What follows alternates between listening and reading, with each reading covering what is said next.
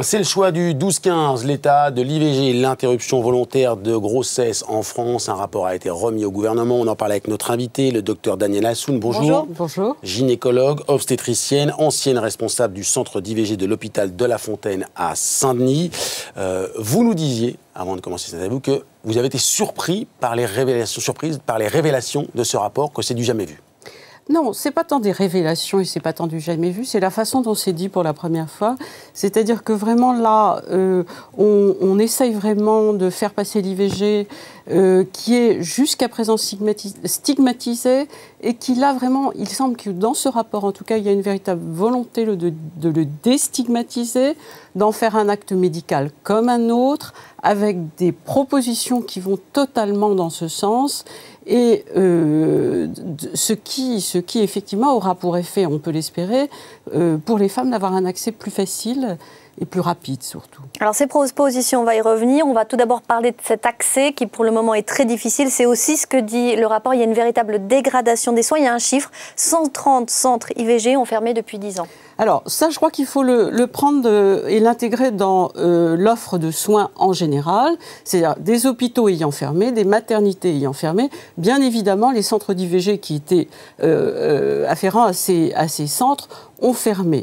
Alors c'est vrai que l'IVG, comme c'est toujours un petit peu le parent pauvre de la médecine, et en particulier le parent pauvre de la gynéco-obstétrique, eh bien on s'en préoccupe peut-être moins que des maternités, que des naissances, et que donc reste... Ça mobilise moins. Ça mobilise moins, en tout cas oui, ça mobilise moins, et donc finalement on se retrouve avec des régions en particulier. C'est vrai que l'accès aux soins, il est extrêmement hétérogène selon les régions, et dans certaines régions en particulier, on se retrouve très probablement avec de très grosses difficultés d'accès pour les femmes, puisqu'il n'y a plus ces petites maternités, il n'y a plus de proximité en fait.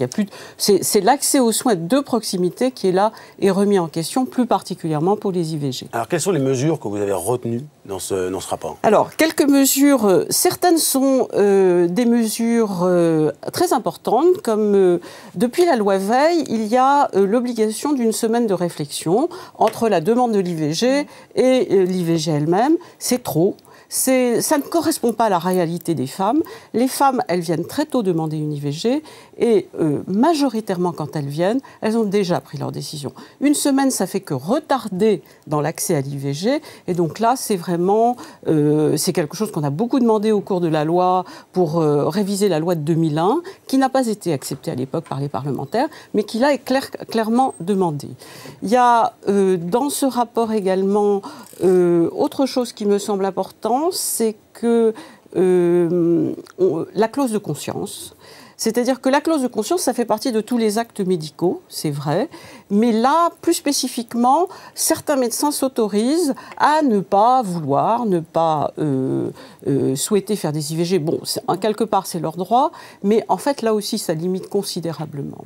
En fait, ce qui est intéressant dans ce rapport, c'est qu'il lève un certain nombre de tabous. Ce qui est dit, on le sait, mais pour une fois, c'est écrit. Voilà. Et puis, il y a quelque chose qui est très important symboliquement, c'est revenir sur le texte de la loi. La loi dit qu'une femme peut demander une IVG si elle est en détresse. Or, pourquoi décider a priori qu'une femme est en détresse parce qu'elle demande une IVG? Au fond, ce que nous souhaiterions, et ce que demande le rapport, c'est que finalement, cette phrase de détresse, ou ce mot de détresse, qui ne correspond pas à la réalité. Certes, les femmes sont tristes de faire une IVG, mais elles ne sont pas automatiquement en détresse. C'est juste une femme qui ne souhaite pas sa grossesse à ce moment-là de sa vie, qui doit obtenir cet acte sans avoir à être jugée pour cela. Mais les anti-IVG vont vous reprocher, ou vont te reprocher à ce rapport justement de sous-estimer cette détresse qui parfois peut apparaître plus tard aussi. Bien sûr que peut-être nous sous-estimons de temps en temps, mais ça n'empêche que quand les femmes sont décidées à faire une IVG, elles la font. C'est parfois un acte extrêmement douloureux, pas pour la majorité. C'est un acte effectivement où il y a de la souffrance, mais il y a aussi parfois la décision que ce n'est pas le moment de faire une IVG à ce moment-là. Merci, docteur Daniel. D'avoir un enfant à ce moment-là. Merci beaucoup, docteur Daniel Assoun, d'avoir été avec nous sur ce plateau.